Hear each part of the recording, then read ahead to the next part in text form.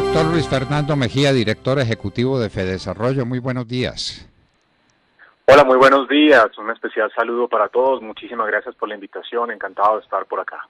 Muchísimas gracias, doctor Mejía. Con enorme preocupación estamos viendo la situación. Ustedes en Fedesarrollo dan noticias que debieran conmover al país, pero parece que no tenemos o tiempo, lugar o espacio para dedicarnos a discutir lo que es más grave. Colombia venía en un proceso de relativa recuperación económica. Parece que las cifras de noviembre no son buenas, las de diciembre fueron todavía menos buenas y la situación de enero es pues calamitosa. Porque hoy viernes, por ejemplo, hoy viernes, doctor Mejía, nos encerramos. Bueno, muy bien, nos encerramos para evitar el coronavirus, pero eso tiene un precio, eso tiene un costo.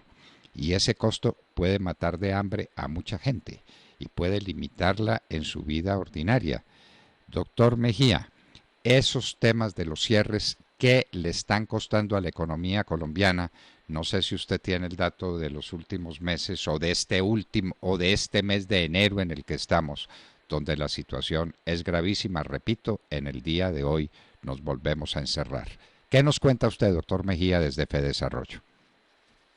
Así es. Pues bueno, recientemente hicimos un estudio sobre los cálculos de los costos económicos asociados a estas nuevas restricciones a la movilidad y a la actividad productiva que se han venido implementando, producto de este segundo pico que infortunadamente estamos viviendo en el país. Estas restricciones se han venido implementando, como ya sabemos, en las grandes ciudades del país, en Bogotá, en Medellín, en Cali. La diversidad de medidas, por supuesto, también la acogemos para este estudio, para entender en cada departamento, en la ciudad capital, qué tipo de costos se podrían ver producto de estas medidas. Y las cifras, infortunadamente, pues no son buenas, obviamente. Estas restricciones a la movilidad podrían llegar, de acuerdo a nuestros cálculos, a costar entre 8,3 y 12,5 billones de pesos. Son costos realmente muy sustanciales. Pero lo más preocupante es que estos costos económicos también, por supuesto, van a generar costos en materia de empleo. Nosotros estimamos que estas restricciones que se vienen implementando podrían aumentar la tasa de desempleo entre 0,6 y 0,9 puntos porcentuales, lo que equivalen a entre 146.000 y 220.000 desempleados adicionales.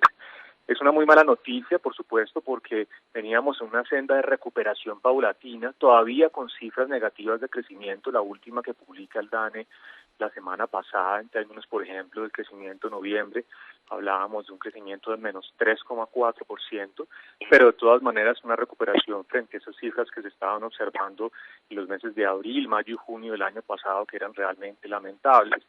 Lo de enero seguramente lo que va a hacer es detener en alguna forma esta recuperación, y nuestra expectativa es, ojalá entonces, pues que este tipo de medidas de restricciones no se vayan a implementar más allá del mes de enero, porque esto podría poner en riesgo esta recuperación de la actividad productiva, pero especialmente lo más fundamental para el ingreso de los hogares colombianos, que es la recuperación del empleo. Es que se dice fácil, ¿no, doctor Mejía? Se pierden más de 200.000 empleos. Uno se imagina lo que es la tragedia en un hogar, donde llega el jefe del hogar, el que lo mantiene, a decir, me quedé sin empleo, no tengo cómo trabajar, no tengo cómo traer el mercado. Doctor Mejía, ese es un drama de unas proporciones gigantescas, es decir, el novelista más duro no es capaz de describir una situación como esta. Si ustedes están hablando de más de 200.000 empleos que se pueden perder, ¿en cuánto tiempo? Esto es en este mes de enero, lo mismo esa cifra catastrófica de 8 a 12 billones de pesos en costo económico. ¿Es también para este mes de enero o para qué periodo? Así es, eso es básicamente el costo asociado a las restricciones para el mes de enero. Si llegasen a extenderse este tipo de medidas al mes de febrero, los costos económicos y los costos en materia de empleo serían aún superiores. Por eso es muy importante que ojalá pues estas medidas sean muy transitorias, muy focalizadas en este mes de enero, y que pues hagamos votos para que este segundo pico de contagio pues se pueda pasar rápidamente. Nosotros también hemos propuesto, junto con la ANDI ANIF, la Cámara de Comercio de Bogotá y Pro Bogotá, algunas medidas que permitan evitar nuevas restricciones en las próximas semanas. Por ejemplo, la habilitación de corredores aéreos y terrestres hacia aquellos municipios o ciudades del país que tengan disponibilidad de unidades de cuidados intensivos para disminuir esa presión en el sistema hospitalario que están viviendo ciudades como por ejemplo Bogotá y Medellín. También el acompañamiento al sector formal. Un foco muy importante de aglomeraciones es el sector informal, que además típicamente con estas restricciones pues tiene una dificultad muy importante para poder continuar operando. Entonces también hemos llamado la atención para poder fortalecer ese tipo de estrategias y hacer un acompañamiento en materia social, en materia de ingresos. Pero de nuevo, el mensaje fundamental es estas restricciones son tremendamente costosas, tienen que ser un escenario de última instancia y hay que trabajar de una manera muy profunda en evitar nuevas restricciones a la actividad productiva por los costos en materia de empleo especialmente que estas medidas están teniendo. Es la gran pregunta que uno se hace y empezando por cuál es la efectividad que tienen esas cuarentenas, en cuánto reducen efectivamente la propagación del coronavirus, porque las cifras que tenemos están lejos de ser halagadoras. Si uno dijera, bueno, mire el sacrificio que estamos haciendo, pero vea la cifra, mire cómo están cayendo los contagios y mire cómo están cayendo los muertos por efectos del coronavirus. Uno dice, bueno, tiene un costo, pero salvé unas vidas humanas. Pero las cosas son cada día peores en materia de coronavirus. Y en materia de actividad económica, un desastre. Entonces, si le he entendido bien, doctor Mejía, lo que ustedes proponen con la ANDI y con otras entidades asociadas al sistema productivo nacional, es que sea compatible una política eficiente de lucha contra el coronavirus con una actividad económica que impida que la gente literalmente se muere de hambre, porque es que uno dice, bueno, cayó el Producto Interno Bruto. Eso es hambre, doctor Mejía. Eso es una manera de ocultar la realidad, y es que en muchos hogares colombianos hay hambre. No son compatibles. ¿No pueden ser compatibles esas dos cosas? Combatir razonable, civilizadamente, ordenadamente el coronavirus y al mismo tiempo mantener una actividad económica que impida este desastre del que ustedes están hablando. Así es, ese es el dilema más profundo que se tiene hoy en día, indudablemente, y en parte también enfocado por el tema de la informalidad. Es que es muy difícil este tipo de restricciones cuando tenemos en nuestro país una informalidad cercana al 50%, porque las personas formales obviamente tienen la capacidad para tener los ahorros, la liquidez y también la posibilidad muchas veces de virtualizar el trabajo que hacen. Pero la informalidad por su naturaleza es una actividad de contacto. Entonces, este tipo de restricciones terminan afectando especialmente al sector formal, pero el sector informal no tiene la posibilidad de parar la actividad productiva porque de otra manera pues no va a poder generar esas ventas y eso va a generar una caída muy grande en los ingresos. Entonces, ese es el dilema de fondo de la política pública, especialmente en economías emergentes como la nuestra. La informalidad limita la capacidad, la efectividad de este tipo de restricciones a la actividad productiva y por eso creemos que de manera complementaria se deben tener otro tipo de estrategias y creemos que una de las fundamentales tiene que ver con la estrategia del autocuidado, la responsabilidad individual, el cumplimiento de los protocolos de bioseguridad, el aislamiento selectivo, porque de otra manera, de nuevo, los costos económicos van a ser muy grandes. Y es que no hay que olvidar que para la enorme mayoría de hogares en el país, la fuente principal de ingresos son los del mercado laboral. Entonces, por eso el foco y el bienestar, por supuesto, de la gente no solamente depende de la salud, sino también de ese ingreso que pueda conseguir en el día a día. Doctor Mejía, el sector informal desde luego que es una desventura. Para nosotros eso es un desempleo encubierto, maquillado.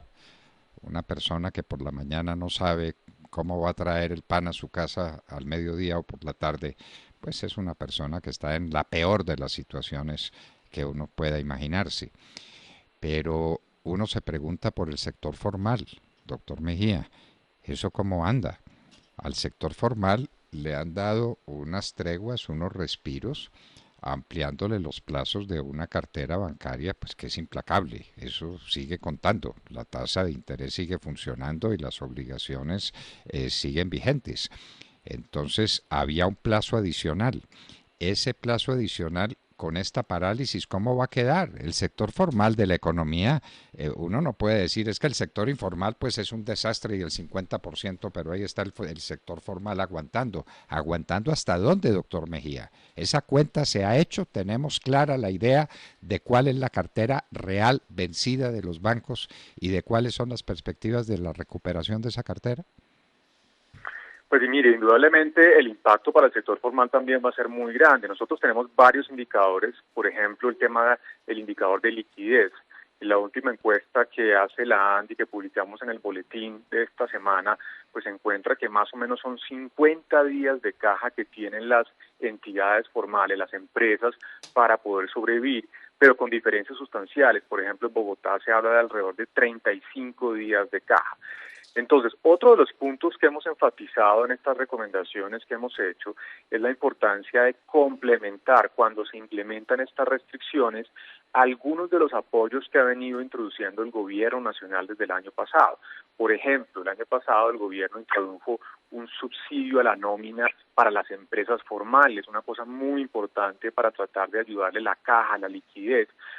La propuesta es que cuando las autoridades a nivel local introducen nuevas restricciones, puedan complementar ese tipo de subsidios especialmente para las microempresas formales, que son las mayores generadoras de empleo y las que mayores problemas de liquidez y, por ejemplo, de cartera, que es su pregunta, pueden tener en esta coyuntura, porque es que es muy difícil. Imagínese usted una parálisis, un cierre de sus actividades productivas para una microempresa que no tiene la caja, que no tiene muy buen acceso al sector financiero, pues si no se introducen medidas complementarias, eso seguramente va a generar cierres adicionales y quiebras para enorme cantidad de microempresas. Entonces, por eso la importancia de fortalecer y complementar estas medidas de apoyo al sector formal, que además incentiva precisamente ese elemento tan importante que queremos como país, que es la formalización empresarial. Sí, es que cuando uno habla de empresas piensa siempre en la grande empresa y en los CEO y en las juntas directivas. La verdad es que el empresario colombiano es el mediano y el pequeño y el microempresario.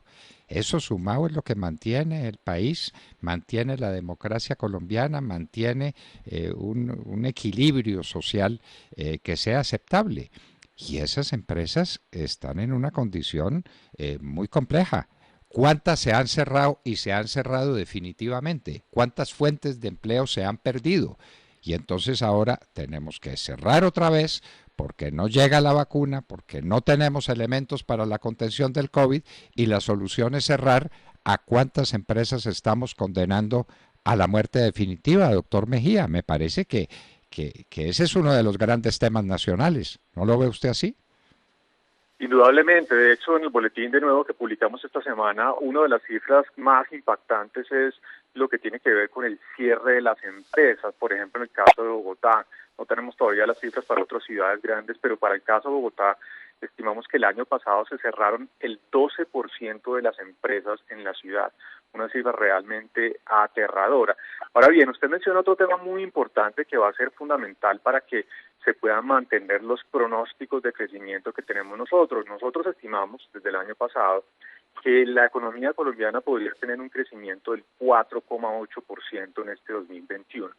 Hay dos riesgos muy importantes que podrían afectar este pronóstico. Uno, que ya lo estamos viendo, que son estos cierres producto de estas segundas olas de contagio que están poniendo una presión muy grande en el sistema hospitalario. Ojalá de nuevo esperamos que esto no se extienda más allá de este mes de enero, eso sería muy importante para no afectar nuestro pronóstico de crecimiento, pero por otro lado, de manera sustancial, es fundamental que se pueda iniciar la primera fase de vacunación en el mes de febrero, como lo anunciaba el gobierno nacional. Eso va a ser crítico para poder construir esa confianza desde el sector empresarial, desde los hogares, que realmente pues no se van a tener que generar nuevas restricciones y que le vamos a poder dar una especie de vuelta a la página para poder pensar en esa senda definitiva de recuperación económica. Uno tiene que ser optimista para poder vivir, uno tiene que levantar el corazón. uno tiene que estar lleno de ánimo para sobrellevar las dificultades y para superarlas. Pero el presente es muy oscuro y hay que tomarlo como tal, doctor Mejía. Uno con el negacionismo no gana nada. ¿Qué se gana diciendo no, vamos bien y vamos a recuperarnos y entonces vendrán las vacunas? No, pues pero veamos cuál es la realidad. Esa cifra que usted cuenta del 12% de las empresas en Bogotá que se cerraron, eso es una cosa dramática. ¿Y quién las vuelve a abrir? Porque es que quienes hemos estado cercanos a las empresas vemos que cerrarlas es muy fácil. Eso es de un día para otro. ¿Quién las vuelve a abrir? ¿Quién consigue la clientela? ¿Quién consigue el capital? ¿Quién consigue el empresario mismo? Doctor Mejía, en esto hay que tener mucho cuidado y que no nos pase que cuando logremos vacunar a la gente, vamos a vacunar a una gente que está exhausta y a una economía que está en una situación crítica. Y ese 4.8 de crecimiento, pues bienvenido, pero no se le olvide que es con relación al año pasado, que es un crecimiento atroz de menos. ¿Cuánto va a ser, doctor Mejía, realmente? ¿Menos 7 algo? Nosotros estimamos que el año pasado la contracción fue cercana al 7%. Bueno.